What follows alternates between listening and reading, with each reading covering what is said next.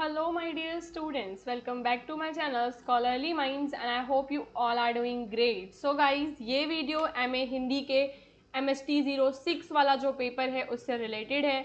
यहाँ पे मैं आपको कुछ ऐसे important questions with their answers बताने वाली हूँ जो कि आपके MST 06 यानी कि हिंदी भाषा और साहित्य के इतिहास का जो पेपर है उसके अंदर आ सकते हैं और काफ़ी ज़्यादा इम्पॉर्टेंट है। सारे के सारे जो क्वेश्चंस हैं वो आपके प्रीवियस ईयर के रिपीटेड क्वेश्चंस हैं। अगर वो पहले पूछे गए हैं तो हो सकता है कि इस बार भी पूछे जाएं। और अगर आप लोग चाहते हैं कि आपको सारे के सारे इंपॉर्टेंट क्वेश्चंस यानी कि MSD 06 का गेस्ट पेपर मिल जाए तो उसके लिए आप लोग डिस्क्रिप्शन में दिए हुए हमारे व्हाट्सएप नंबर पे कांटेक्ट कर सकते हैं और वहाँ से अपना गेस्ट पेपर परचेज कर सकते हैं। नाउ गाइज, आप लोग देखो जो क्वेश्चंस मैं यहाँ पे डिस्कस करने वाली हूँ। पहला है कि हिंदी साहित्य के इतिहास के आरंभिक काल के नामकरण संबंधी विवादों पर चर्चा करते हुए आदिकाल नाम की सार्थकता को स्पष्ट करना है। तो हिंदी साहित्य का जो इतिहास है उसके अंदर जो शुरुआत का जो हमारा आरंभिक जो काल था उसके नामकरण को लेकर कई सारी समस्याएं थी कि उस आरंभिक काल का क्या नाम रखा जाए, उनके बारे में आपको यहाँ पे बताना है। दूसरे क्वेश्चन में भक्ति काव्य की पृष्ठभूमि पर संक्षिप्त परिचय देते हुए, ठीक है, यानी कि आपको भक्ति काव्य के बारे में बताना है और क्या भक्ति काव्य ने पूरे भारत पे जो भी उसका इम्पैक्ट था वो आप बताएंगे। फिर निर्गुण का अर्थ स्पष्ट करते हुए संत कवियों का, ठीक है, सूफीवाद वगैरह के क्वेश्चंस आते हैं। एंड एक क्वेश्चन है जिसमें आपको रासो काव्य की विशेषताओं को बताना है। तो इन चारों क्वेश्चंस के डिटेल्ड आंसर मैं आपको बताने वाली हूँ। उससे पहले जो है मैं आपको बता देती हूँ कि डिस्क्रिप्शन में आपको हमारे व्हाट्सएप चैनल का लिंक मिलेगा। आप लोग उससे हमारे साथ ज़रूर जुड़ जाइए ताकि जब भी कोई न्यू वीडियो आएगा तो आपको उसके लिंक वहाँ पे मिलते रहेंगे। लाइव क्लासेस के लिंक आपको हमारे व्हाट्सएप चैनल पे मिलते हैं, तो आप लोग उसे ज्वाइन कर सकते हैं। नाउ गाइस, जो क्वेश्चन था फर्स्ट वाला हमारा आरंभिक काल के नामकरण वाला, उसको समझते हैं। तो हम बताएंगे कि हिंदी साहित्य के इतिहास में आरंभिक काल के नामकरण को लेकर विद्वानों में विभिन्न मत हैं, ठीक है, कई सारे मतलब उनके वो रहते हैं, मत रहते हैं। इस काल की साहित्यिक प्रवृत्तियों, विषय वस्तु और शैली की विविधता के कारण इसे अलग अलग नामों से संबोधित किया गया है। तो उस टाइम पे जो भी हमें इस काल में लेखन में विविधता देखने के लिए मिलती है जिसकी वजह से इसके अलग अलग नामों को रखा गया। इन नामों में प्रमुख है वीर गाथा काल, चारण काल, सिद्ध सामंत काल और आदिकाल। प्रत्येक नामकरण के पीछे विभिन्न तर्क हैं किंतु आदिकाल नाम सर्वाधिक उपयुक्त और व्यापक रूप से स्वीकृत माना गया है। तो सबसे पहले हम समझेंगे वीर गाथा काल, जिसे आचार्य रामचंद्र शुक्ल ने उन्होंने इस काल को वीर गाथा काल कहा, ठीक है, क्योंकि इस समय रचित रासो काव्य वीर रस प्रधान था, ठीक है। तो हम देखते हैं कि इस टाइम पे जो रासो काव्य लिखा गया था पृथ्वीराज रासो के लिए, वो जो काव्य था उसमें हमें वीर रस की प्रधानता देखने के लिए मिलती है, ठीक है। तो वीर रस की प्रधानता होने के वजह से आचार्य रामचंद्र शुक्ल जी ने बोला कि इस काल का नाम वीर गाथा काल होना चाहिए और समाज में युद्ध और वीरता की प्रतिष्ठा थी। तो यहाँ पे आपत्ति ये आती है कि यह नाम इस काल में जो दूसरी प्रवृत्तियां लिखी गई थी जिनमें हमें श्रृंगार रस और धार्मिक भक्ति वगैरह देखने के लिए मिलती है वो उसको संबोधित नहीं करता था। फिर दूसरा था चारण काल, क्योंकि इस समय के अधिकांश कवि राजाओं के चारण थे और उनकी रचनाएं दरबारी महिमा मंडन से युक्त थी, तो इस वजह से इसको चारण काल कहा गया। अब चारणों के अतिरिक्त अन्य वर्ग भी थे जैसे सिद्ध, नाथ, जैन, वे कवियों की रचनाएं भी इस काल में उपलब्ध है जिन्हें यह नाम नहीं समेटता, तो इस वजह से यह नाम नहीं मतलब कि ज़्यादा रेलेवेंट माना गया। फिर था एक सिद्ध सामंत काल, जिसे यह नाम सिद्धों की आध्यात्मिक साहित्य धारा और सामंतों की भौतिक वीर गाथा पर आधारित था। यह नाम बहुत सीमित है और केवल साहित्यिक विकास की विविधता को पूरी तरीके से नहीं दर्शा पाता। फिर आता है आदिकाल, जिसे आचार्य हजारी प्रसाद द्विवेदी ने रखा, ठीक है, और यह नाम हिंदी साहित्य के विकास के प्रारंभिक चरण को सूचित करता है कि उस टाइम पे हिंदी साहित्य का विकास हो रहा था, शुरुआत का चरण था। यह नाम किसी एक रस, शैली या विचारधारा तक सीमित नहीं है। इसमें हमें सिद्ध, नाथ, जैन, चारण हर एक तरीके की जो परंपराएं हैं वो सब इसमें सम्मिलित हैं और यह नाम ऐतिहासिक दृष्टि से साहित्यिक विकास के उद्यम बिंदु को निरूपित भी करता है। सो नाउ गाइस, ये जो है इसकी सार्थकता हमें बतानी है कि ये क्यों आज भी सार्थक है। तो आदिकाल नाम इस युग की साहित्यिक विविधता, सामाजिक पृष्ठभूमि और भाषा विकास की प्रारंभिक स्थिति को समुचित रूप से प्रतिबिंबित करता है।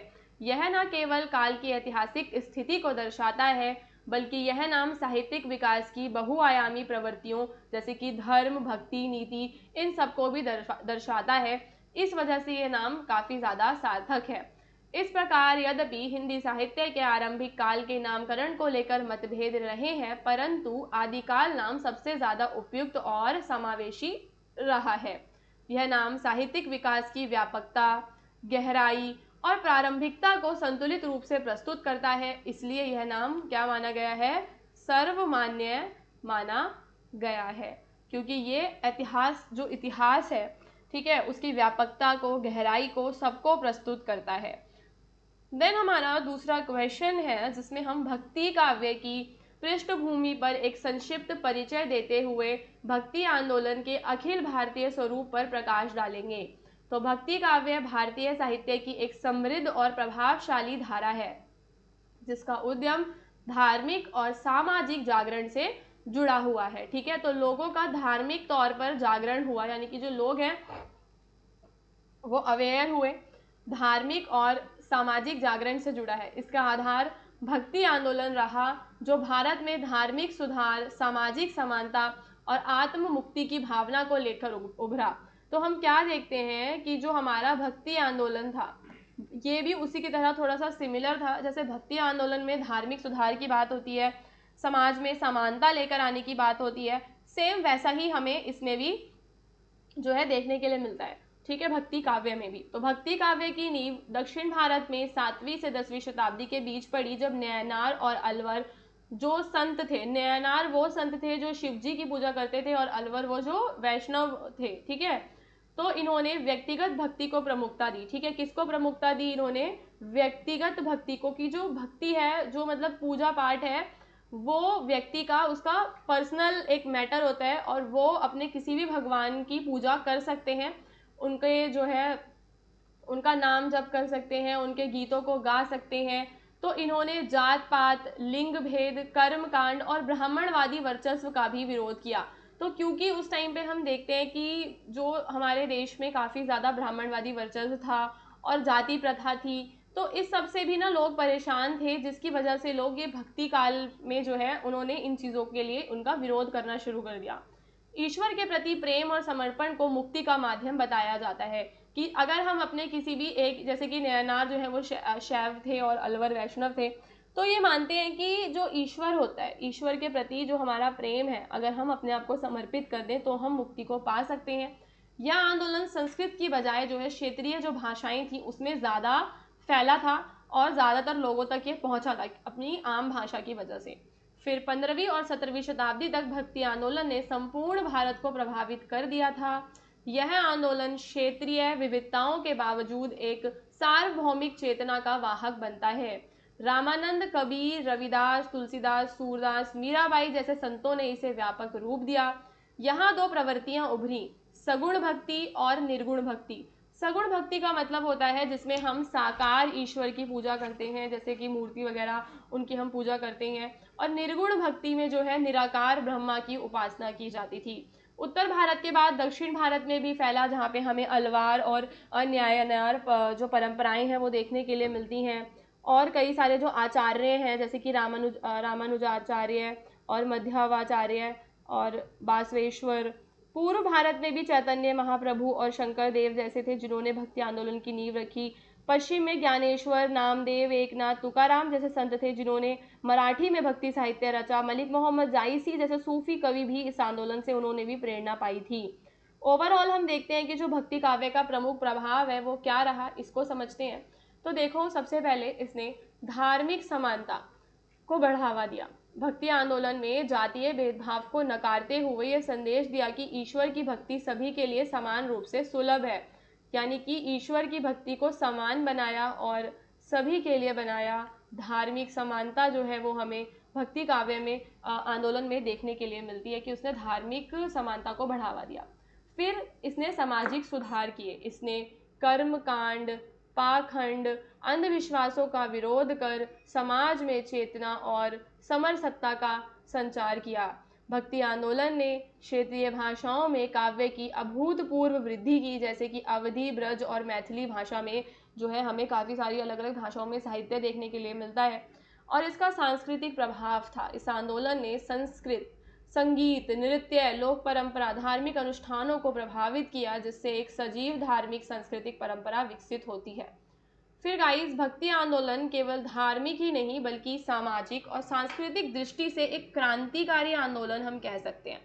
इसने भारत को धार्मिक एकता, भाषाई समृद्धि और सामाजिक सुधार की ओर क्या करा, अग्रसर करा। यानी कि भक्ति आंदोलन के बाद हम देखते हैं कि हमारे देश में थोड़ी सी धार्मिक एकता भी हो गई थी। भक्ति काव्य इसी आंदोलन की साहित्यिक अभिव्यक्ति है।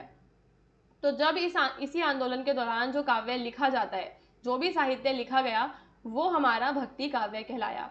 और आज भी भारतीय जनमानस में गहराई से रचा बसा ये हमें देखने के लिए मिलता है। निर्गुण का अर्थ स्पष्ट करते हुए प्रमुख संत कवियों का अब आपको यहाँ पे परिचय देना है। तो गाइज, निर्गुण शब्द दो भागों से मिलकर बनता है, नी यानी कि अभाव और गुण यानी कि सत्व, रज या तम या विशेषताएं। तो इसका अर्थ है ऐसा ईश्वर जो गुण रहित है, निराकार है और अव्यक्त और असीम है। तो निर्गुण ईश्वर को किसी रूप, मूर्ति या अवतार में बांधना संभव नहीं है। ठीक है, तो ये लोग कहते हैं कि आप ऐसा नहीं कर सकते हो कि आप भगवान को किसी मूर्ति के अंदर बांध दो कि ये भगवान हो गए। तो ये भगवान की जो मूर्ति पूजा है इसमें विश्वास नहीं करते हैं। भक्ति काल में एक प्रमुख काव्यधारा के रूप में निर्गुण भक्ति ने ऐसे ही निराकार और व्यापक ईश्वर की उपासना की। निर्गुण भक्ति धारा भक्ति काल की एक प्रभावशाली और सुधारात्मक धारा थी, जिससे संत कवियों ने ईश्वर को निराकार, सर्वव्यापी और निर्गुण सत्ता के रूप में स्वीकार किया। इस धारा ने मूर्ति पूजा, कर्मकांड, जातिवाद और धार्मिक पाखंडों का विरोध भी किया। इसके कवियों ने प्रेम, समर्पण और आत्म अनुभूति के माध्यम से ईश्वर की प्राप्ति पर बल दिया कि अगर हम आत्म अनुभूति कर लें, प्रेम करें, ईश्वर के प्रति समर्पित हो जाएं, तो हमें ईश्वर की प्राप्ति हो जाएगी। भाषा के स्तर पर इन्होंने जन भाषा जैसे खड़ी बोली, ब्रज, अवधी आदि को अपनाया, जिससे इनकी रचनाएं सीधे जनमानस से जुड़ गई थी। प्रमुख निर्गुण संत कवियों की जब हम बात करते हैं तो गाइज उसमें आपके आते हैं कबीर दास। तो निर्गुण भक्ति धारा के सबसे प्रमुख कवि जो है वो कबीर दास को माना जाता है। ठीक है, कबीर दास को क्या माना जाता है, निर्गुण भक्ति धारा के सबसे ज़्यादा प्रमुख कवि। उन्होंने हिंदू मुस्लिम दोनों धर्मों की रूढ़ियों, कर्म कांडों और जातिवाद का तीव्र विरोध किया। तो वो दोनों ही जो मतलब धर्म थे उनमें जो भी जातिवाद वगैरह था उसका वो विरोध करते थे। उनकी वाणी में हमें आध्यात्मिक अनुभव, सामाजिक चेतना और व्यवहारिक ज्ञान का अद्भुत समन्वय देखने के लिए मिलता है। यहाँ पे आपको एक उदाहरण भी दिया हुआ है। फिर ऐसे ही संत रैदास हैं। तो ये एक चर्मकार जाति में जन्मे रैदास ने सामाजिक भेदभाव का विरोध किया। उन्होंने आत्म गौरव, ईश्वर के प्रति समर्पण और मानव समता का संदेश दिया। प्रेम और भक्ति को ईश्वर प्राप्ति का वो मार्ग बताते हैं। गुरु नानक जो हैं सिख धर्म के संस्थापक हैं और वो भी निर्गुण ब्रह्मा के उपासक हैं। उन्होंने एक ओंकार सतनाम का सिद्धांत दिया।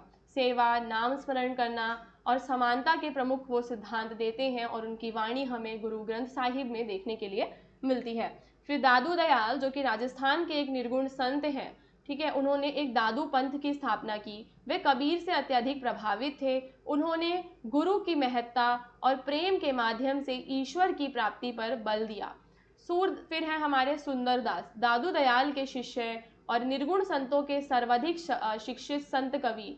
उनकी रचनाओं में हमें ज्ञान, नीति, लोक व्यवहार और भक्ति का सुंदर समन्वय देखने के लिए मिलता है।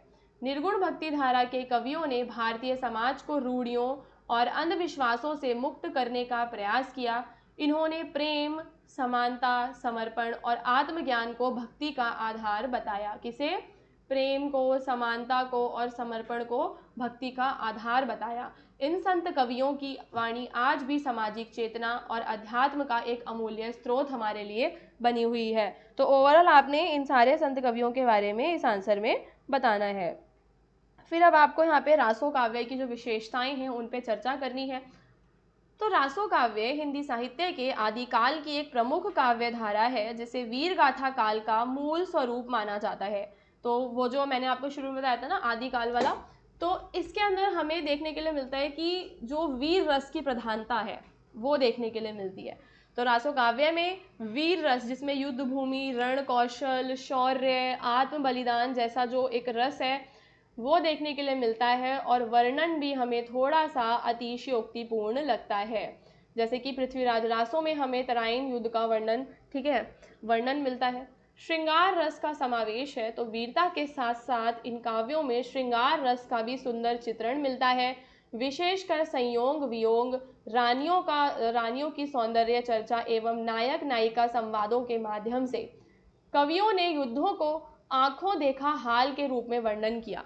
मतलब जो युद्ध का चित्रण है वो हमें एकदम सजीव मतलब देखने के लिए मिलता है। तलवारों की चमक, घोड़ों की गति और शत्रु के आक्रमण आदि का एक प्रभावशाली वर्णन हम देखते हैं, और इसमें हमें कई सारी ऐतिहासिक घटनाएं भी देखने के लिए मिलती हैं। जैसे कि पृथ्वीराज रासो में पृथ्वीराज चौहान और मोहम्मद गौरी के संघर्ष का चित्रण देखने के लिए मिलता है।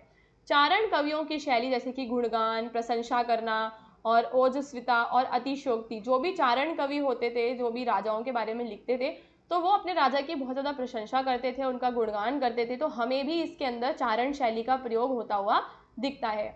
ये कवि राज दरबारों में रहते थे और अपने आश्रयदाता की कीर्ति बढ़ाना उनका मुख्य उद्देश्य भी होता था। तो सेम वैसे ही हमें पृथ्वीराज रासो में भी विवरण मिलता है। रासो काव्य में मुक्तक यानी कि छोटे छोटे गीत और प्रबंध काव्य यानी कि लंबी कथा दोनों देखने के लिए मिलते हैं। डिंगल और पिंगल भाषा, जो कि राजस्थान की भाषाएं हैं, उनका प्रयोग देखने के लिए मिलता है, जो ओज प्रभाव और वीर रस के अनुकूल मानी जाती हैं। इन काव्यों में छप्य, दोहा, सोरठा, कुंडलियां जैसे छंदों का प्रयोग हुआ है, और वर्णन हमें थोड़ा सा अतिशयोक्तिपूर्ण भी लगता है। सो इन द फाइनल आप बता देंगे कि रासो काव्य ना केवल वीरता और शौर्य का दस्तावेज है, बल्कि यह आदिकालीन समाज, संस्कृति और राजनीति और भाषा का भी महत्वपूर्ण प्रमाण है। यद्यपि साहित्यिक दृष्टि से यह काव्य सीमित है, फिर भी ऐतिहासिक, सांस्कृतिक और सामाजिक अध्ययन के लिए क्या है, काफ़ी ज़्यादा मूल्यवान है। सो गाइज, यहाँ पे हमारी पार्ट 1 वीडियो ख़त्म होती है। सेम ऐसे ही पार्ट 2 वीडियो भी हम लेकर आएंगे, तो चैनल को ज़रूर आप लोग सब्सक्राइब करके जाना। एंड जो भी आपके और पेपर कोड्स हैं आप उन्हें भी कमेंट करके बता सकते हैं, ताकि हम उन पे भी आपके लिए वीडियोस लेकर आ सकें।